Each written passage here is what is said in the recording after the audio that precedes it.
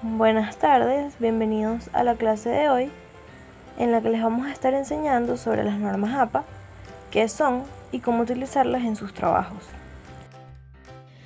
Las normas APA surgen en 1929 debido a la necesidad de estandarizar los trabajos de investigación, sobre todo en el área de la psicología, para hacer más comprensible la lectura de dichas investigaciones.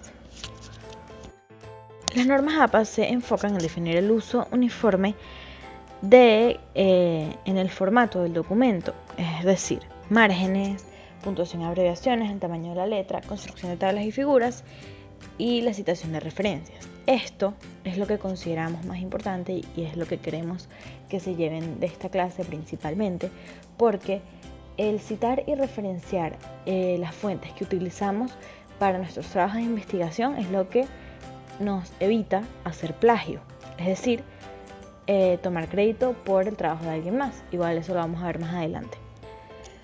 Pero es importante que tengamos en cuenta que todo aquello que investigamos y sacamos de páginas o de artículos, eso es la propiedad de alguien más y siempre tenemos que dar crédito por eso. ¿Cómo citar según las normas APA? Se utiliza el sistema de autor-fecha, es decir, que dentro del cuerpo del artículo, en donde estemos utilizando información, ya sean datos o ya sean cifras, que hayamos sacado de un artículo o de un libro o de alguna página web, tenemos que hacer referencia en donde la estamos utilizando de que la estamos sacando de otro sitio. ¿Cómo se hace? Colocando el autor y la fecha. Más adelante les vamos a explicar específicamente cómo se hace este formato. Otra cosa importante es que todos los trabajos citados tienen que aparecer en la lista de referencias y viceversa. Todos los trabajos en la lista de referencias deben citarse en el texto. Es decir, si nosotros citamos algo que no colocamos en las referencias, igualmente estamos haciendo plagio. Y no tiene sentido que coloquemos en las referencias cosas, artículos o libros que realmente no hayamos utilizado en nuestro trabajo, porque si no los citamos significa que no los utilizamos. Por otro lado, tenemos una serie de pautas que tenemos que seguir, como por ejemplo tenemos que tener ortografía de los nombres y la fecha de publicación correcto, citar solamente trabajos que hayan incorporado en la escritura, citar fuentes primarias cuando esto sea posible y las fuentes secundarias nada más se citan con moderación. Lo que pueden hacer aquí es que ustedes se pueden ir a aquel artículo que esté citando y pueden buscar las referencias. En las referencias buscan al autor que ese autor está citando que les interesa y normalmente la pueden recuperar. Mientras eso sea posible, es mejor que utilicen siempre las fuentes primarias. Si eso no es posible, pueden utilizar las fuentes secundarias. Y bueno, es importante que citemos fuentes siempre para documentar hechos y cifras que no son de conocimiento común. En las normas APA existen dos tipos distintos de citas, la paráfrasis y las citas directas. En la paráfrasis se busca reafirmar la idea de otro o la propia idea si tenemos algún trabajo publicado en nuestras propias palabras. Es importante porque nos permite resumir y sintetizar la información de una o varias fuentes, nos permite tomar la información que realmente necesitamos de cada una de las fuentes. Además, podemos comparar entre varias fuentes, contrastar los detalles relevantes si tenemos información distinta de las distintas fuentes y nos permite adaptar todo esto a nuestro estilo de redacción. Normalmente se recomienda que se intente colocar en su mayoría paráfrasis en vez de citas directas porque eso nos permite adaptarlo a nuestro estilo. En una paráfrasis necesitamos de dos elementos para hacer la cita. Necesitamos el autor y la fecha de publicación. Cuando hablamos de autor, puede ser una persona, varias personas o una institución o organización que nos esté proporcionando la información.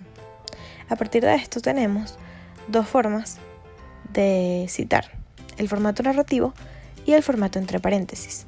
Para el formato narrativo, colocamos el autor al principio del texto. Si es una persona o varias personas, se coloca solamente el apellido. Si es la institución, se coloca el nombre completo de la institución, seguido de la fecha de publicación entre paréntesis, para luego hablar sobre la información que nos proporcionan estos autores. Esto se hace como si estuviéramos incorporando todo al texto. O sea, como si es importante que fue, por ejemplo, la Organización Mundial de la Salud el que proporcionó esta información. Haciendo especial énfasis en que es esta persona o es esta institución la que nos está dando esta información. Es para eso que se utiliza este formato. Por otro lado, el formato entre paréntesis busca darle más énfasis a lo que se dice en el texto. Entonces, simplemente se coloca la información con nuestras propias palabras y al final del texto colocamos el autor y el año, todo entre paréntesis. Se coloca, si es una persona, entre paréntesis el apellido, coma, y el año. Si es la institución, se coloca la institución, coma, y el año. Luego tenemos las citas directas.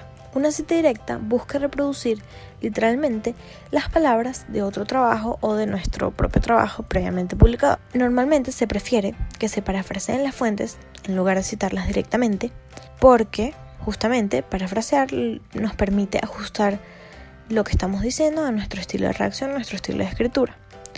Pero hay ciertas ocasiones en las que se deben utilizar citas directas. Por ejemplo, cuando queremos reproducir una definición exacta, cuando un autor ha dicho algo memorable, o sea, cuando queremos generar impacto a partir de esto que dijo esta persona, y cuando se desea responder una reacción exacta. O sea, colocar un discurso de alguien y responder a eso que dijo esa persona. Dentro de las citas directas contamos con dos tipos de citas. Primero tenemos las citas cortas, que son aquellas menores de 40 palabras. El formato que se utiliza es que se agrega comillas alrededor de las palabras y se incorpora la cita en el propio texto, sin necesidad de ningún formato adicional. Se incluye la cita completa en la misma oración que la cita y se incluye el número de página o cualquier otra información de ubicación, por ejemplo, el número de párrafo. El número de página sería en caso de que sea un artículo o un libro y el número de párrafo en caso de que sea una página web. Entonces, dentro de las citas cortas tenemos dos formatos, el formato en narrativo y el formato entre paréntesis. En el formato en narrativo se incluye el autor y el año en la oración y al final se coloca el número de página o el número de párrafo después de la cita. Luego, en el formato entre paréntesis se coloca toda la información después de la cita. En ambos casos, el punto se coloca luego de la información que está dentro del paréntesis. Luego tenemos las citas en bloque, que son aquellas que cuentan con 40 palabras o más. El formato que se utiliza es no utilizar comillas para encerrar la cita. Se coloca en una nueva línea y se coloca sangría a todo el bloque de 0,5 pulgadas o de 1,27 centímetros del margen izquierdo. Se dobla el espacio en toda la cita y no se agrega espacio adicional ni antes ni después. Esta cita, como todas las de las que hemos hablado, también cuenta con dos formatos, el formato narrativo y el formato entre paréntesis. El formato narrativo se coloca el apellido del autor o el nombre de la institución al principio, seguido del año entre paréntesis para luego colocar la cita y al final se coloca la información de la ubicación, es decir, la página o el párrafo. En este caso, el punto se coloca antes de la información sobre la ubicación. Luego, en el formato entre paréntesis se coloca toda la información al final, entre paréntesis, y el punto se coloca antes de esta información. Luego, otro elemento muy importante en las normas APA son las referencias. La lista de referencias al final del documento es la herramienta que tienen los lectores para poder identificar y para recuperar cada una de las obras que nosotros citamos en el texto. Es por eso que tenemos que asegurarnos de colocar los datos exactos, sin errores y completos. Además, como hemos mencionado anteriormente, estas referencias deben ser elegidas con criterio. En la medida de lo posible, siempre utilizamos fuentes primarias. Y las fuentes secundarias se pueden utilizar con moderación, como mencionamos anteriormente. Por otro lado, nada más podemos colocar en las referencias las fuentes que realmente hayamos utilizado en nuestro trabajo y que se encuentran citadas en el trabajo.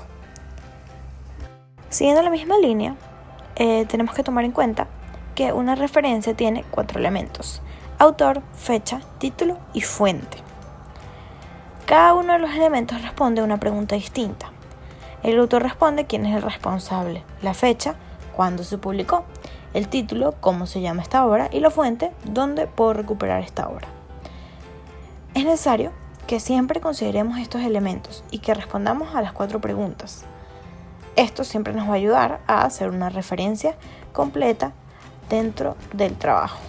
El primer elemento de una referencia es el autor. Con autor nos referimos a las personas o grupos que son responsables de una obra.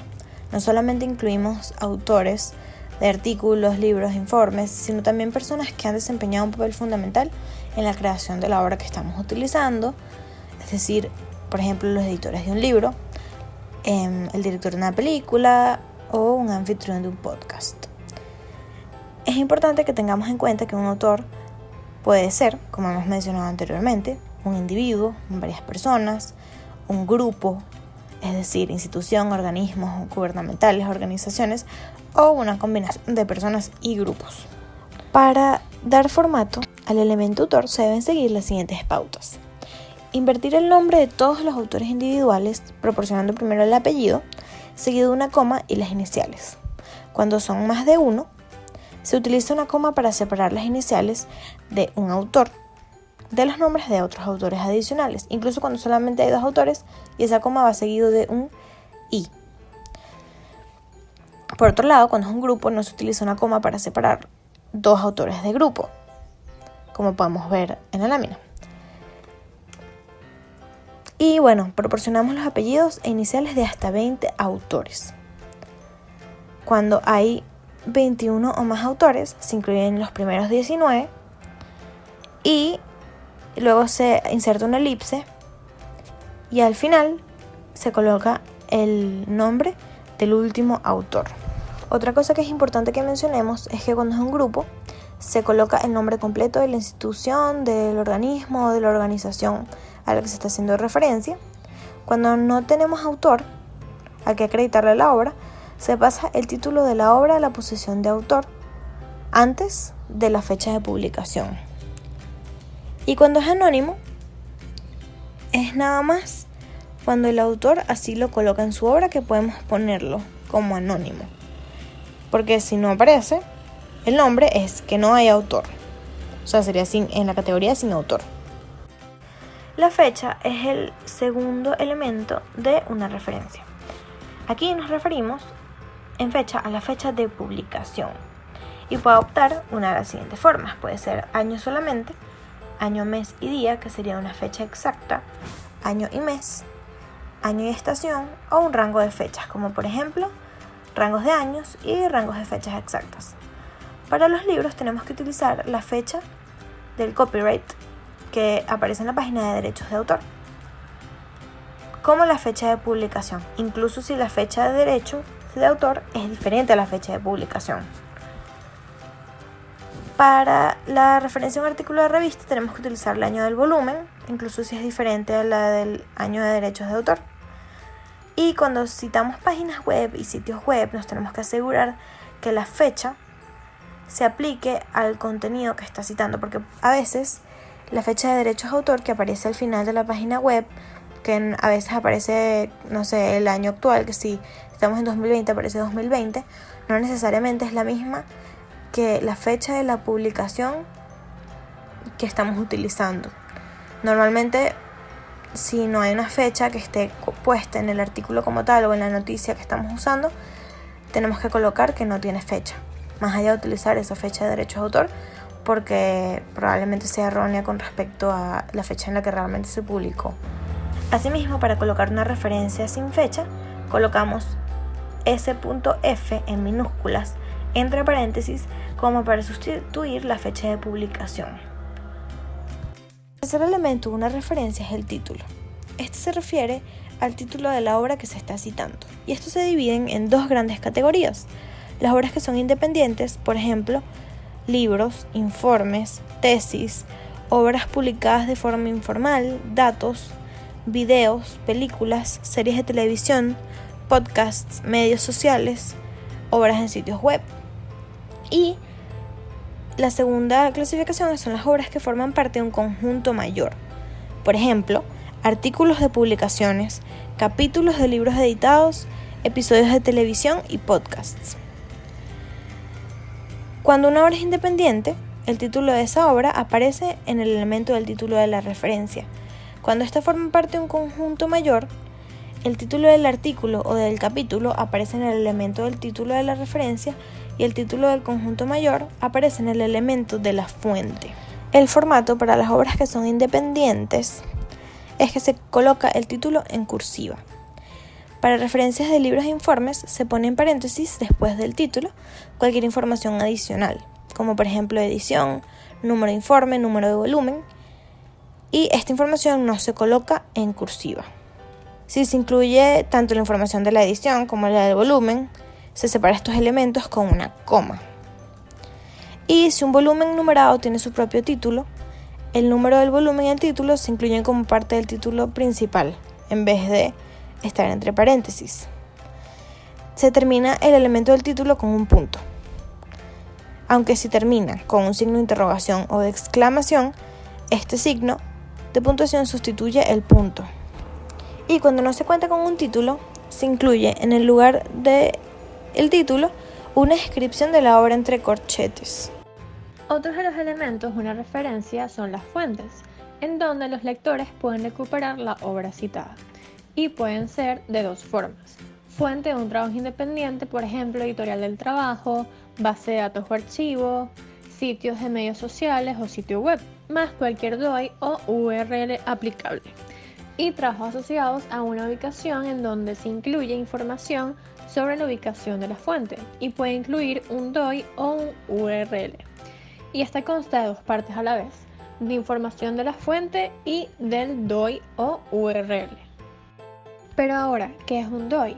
El DOI es un acrónimo de Digit Object Identifier, es decir, identificación de material digital. El DOI se trata de un sistema de identificación permanente de recursos electrónicos y además tiene doble objetivo. El primer objetivo es identificar o nombrar de forma única una pieza de contenido electrónico. Y su segundo objetivo es establecer un vínculo estable para la localización de ese contenido en la web. En esta lámina podemos observar varios ejemplos de referencias. Tenemos un ejemplo de los artículos, un ejemplo de cómo se cita un artículo de revista, otro ejemplo de cómo se citan los artículos periodísticos. Tenemos referencias al momento de citar un libro completo, un capítulo del libro editado y una entrada de diccionario. Además, tenemos ejemplos de cómo citar un informe del gobierno, videos de YouTube, un tweet, de publicación de Facebook y de página de un sitio web. Si quieren saber y quieren detallar un poco más acerca de estos ejemplos, le pueden dar pausa al video para que puedan observarlo con más claridad, las diferencias que podemos encontrar. Algo también importante a considerar es que el recuperado de tal día, de tal mes y de tal año solo se coloca si es una página que se actualiza continuamente. Aquí tenemos un ejemplo sacado de una de las tareas de años anteriores, que es algo que hacen muchísimo, que es que agarran los links de cada una de las páginas que utilizan y simplemente los pegan ahí. Pero, como ya hemos visto, esto no es lo que se debe hacer y está mal con respecto al formato que les pedimos que utilicen. A continuación vamos a empezar a hablar acerca del plagio. Ahora, ¿qué es el plagio? ¿Alguna vez has escuchado acerca de esta palabra? Bueno, el plagio se suele hacer referencia cuando los investigadores utilizan las ideas e información de otras personas sin darle crédito a la misma y presentándolas como si fueran propias, omitiendo en su totalidad los derechos de autor de forma intencionada o no intencionada. Además, el plagio no solo viola los estándares éticos de la escritura, implica además un irrespeto hacia el autor que investigó y dedicó su propio tiempo a generar la información, por lo que al mismo tiempo hace que las personas no puedan visualizar cuál fue el investigador original del documento. Ahora, ¿qué cuenta como plagio? La mayoría de los plagios ocurren cuando la información es copiada sin atribuirle las citas correspondientes, como les expliqué anteriormente. Pero por otro lado, la utilización y el uso de las citas de forma incorrecta no se considera en su totalidad plagio, solo si la persona comete estos errores de forma no intencionada. Para evitar el plagio en su totalidad, se debe indicar el crédito correcto a las fuentes y autores investigados. Para esto hay que agregar las citas en el mismo texto descrito para hacer referencia al autor o a las ideas del mismo. Por ejemplo, citar a los autores de una teoría en específica. En el caso de que se realice un estudio de una investigación original, habrá que darle el crédito de igual forma a esta investigación. ¿Qué cuenta como plagio? Por ejemplo, cuando un alumno presenta un documento redactado para una asignatura para completar la tarea de otra clase sin el permiso del profesor. De esta manera se viola de esta forma las leyes académicas de la misma institución. Existen software para identificar el plagio, que normalmente lo utilizan los profesores o las personas que dan clase para asegurarse que el estudiante no haya cometido algún plagiarismo al momento de realizar la investigación o el trabajo que estaba haciendo. Para esto podemos encontrar el Authenticate y Turnitin para identificar aquellos casos en el que el documento completo ha sido copiado o en el que simplemente se han cambiado unas cuantas palabras. Podemos encontrar también un caso de plagio famoso, uno de los millones que existen, que fue el de Paul Smith, que el 2 de abril del 2012, él fue un presidente húngaro, anunció su renuncia al cargo tras ser acusado de plagiarismo en su tesis universitaria, con más del 94% copiado de un trabajo anterior. Aquí tenemos un ejemplo de plagio que se ha visto muchísimo en trabajos de años anteriores, en el que a pesar de que colocan las referencias al final, no citan absolutamente nada dentro del cuerpo del trabajo, y esto se sigue considerando plagio, porque realmente no se está dando crédito a lo que cada uno de los autores escribió y aportó a nuestra investigación. Entonces es importante que lo tengamos esto en cuenta para que citemos siempre.